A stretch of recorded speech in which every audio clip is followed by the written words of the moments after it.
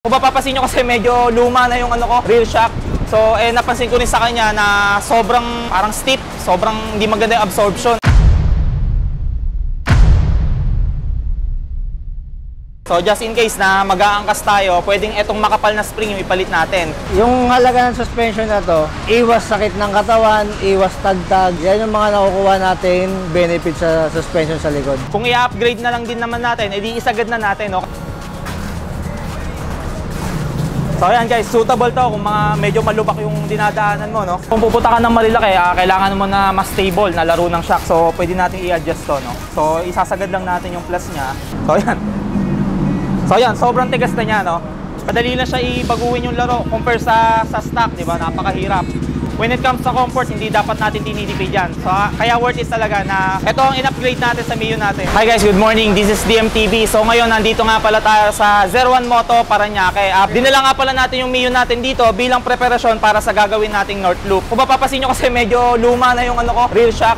So napansin ko rin sa kanya na sobrang parang steep, sobrang hindi maganda yung absorption. And luckily, meron tayong napusuan dito na race power. Bali, papakabitan natin siya ng R+ na rear shock. Kailangan natin ng heavy duty na rear shocks. So ang kagandahan nga dito, no, dalawa pala yung spring niya. So just in case na mag-aangkas tayo, pwedeng etong makapal na spring yung ipalit natin. Kung solo lang naman, katulad ng gagawin natin sa North Loop, as is na to, baka eto na rin mismo yung pakabit ko. Pag magpapalit ka ng rear shocks, ano nga ba ang mga dapat na alisin muna para ma-install ito?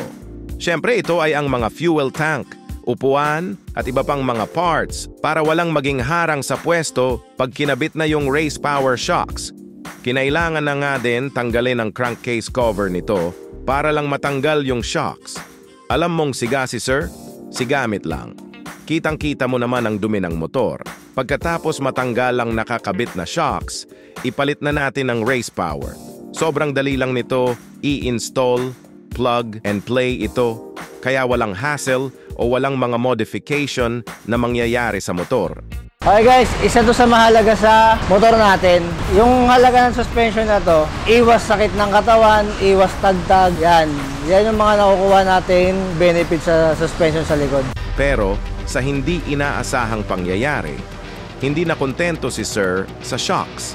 Kaya ito ang sumunod na nangyari. Okay guys, no, kung makikita nyo kanina, R+ yung kinabit natin. Pero yun nga, nag-decide ako na kung i-upgrade na lang din naman natin, edi isagad na natin, no? Kaya nagpasya na ako na itong R-Tech yung gagamitin natin sa ating Mio. Kasi ang kagandahan sa kanya is fully adjustable na yung kanyang rebound, compression, and also yung kanyang preload, no? Kasi malalaro mo yung galaw ng shock mo depende sa environment ng kalsada na dinadaanan mo. Napaka-useful nito, no? Na-adjust na siya, and at the same time, pogi na rin, no? Yung looks niya. So, kaya sinagad ko na yung pag-upgrade natin. Total, ganun din nga, konti lang naman diferensya ng presyo kaya R-Tech na. And so, satisfied naman ako talaga. Sobrang napaka-flexible ng shock na to. I-check natin kung gaano ngayon kalambot yung race power na R-Tech natin.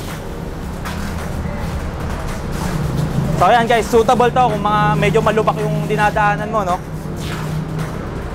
So, halimbawa, kung pupunta ka ng Marilaki, kailangan mo na mas stable na laro ng shock. So, pwede natin i-adjust to, no? So, isasagad lang natin yung plus niya.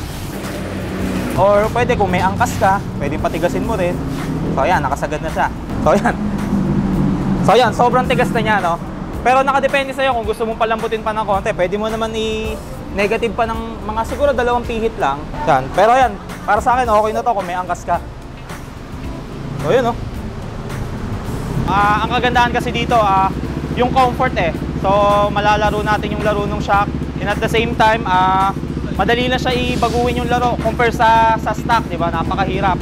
When it comes to comfort, hindi dapat natin tinitipid yan. So kaya worth it talaga na ito ang in-upgrade natin sa Mio natin, race power R-Tech.